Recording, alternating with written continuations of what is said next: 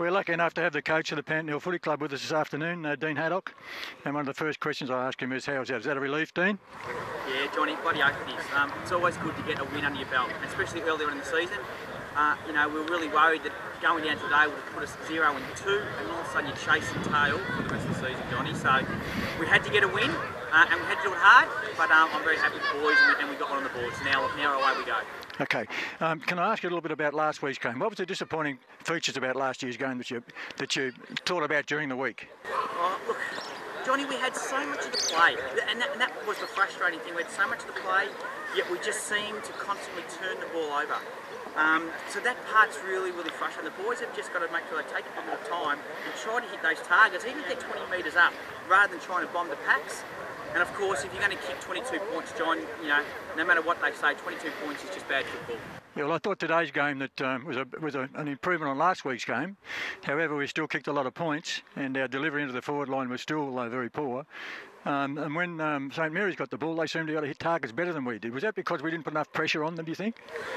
Look, I don't think it was a matter of lack of pressure, John. I think we just turned the ball over again too much.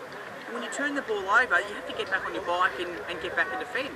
And at some stage of the game, it was a bit like aerial ping pong. The ball would be kicked down to centre forward, kick back to their centre forward.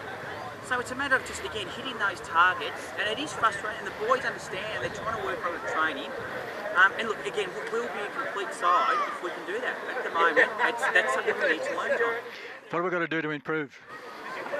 Oh, look, we just have to get the training. And as I said to some of the boys today, the boys need to realise if they're missing targets at training, they need to be hard on themselves. There's no use in just missing a target and jogging through the home. Now take pride in what they're trying to achieve. I suppose you're very happy to get out of that one today. Yeah, look, as I said, it's just good to have a win. It's good to be out there playing with the boys, and in the end, you'll take a 10-goal win any day, Johnny. All right, Dean Haydock, thanks very much for your time today. Thank you, John. Yes, I'll pass over to our captain, Boxy. You played a fantastic game today. All yours, captain. Enough fellow, let's get to the real stuff, John. Now, what do you think of today's game, Will? I thought we were a big improvement on last week. We were a lot harder at the ball. We're more consistent. There's still some patches or parts of the game where we were a bit off, but I thought it was pretty good. Well, we've got 13 new players in the side, Boxy. Does that make a difference? Yeah, it does, and it'll take a while for everyone to learn to play together well. It just takes time. Game after game, you learn how guys play the footy, and it just makes it easier. So I think we'll get better and better as the game goes. Where do you think our weaknesses are at the moment? I think pull forward, Byron's been flat.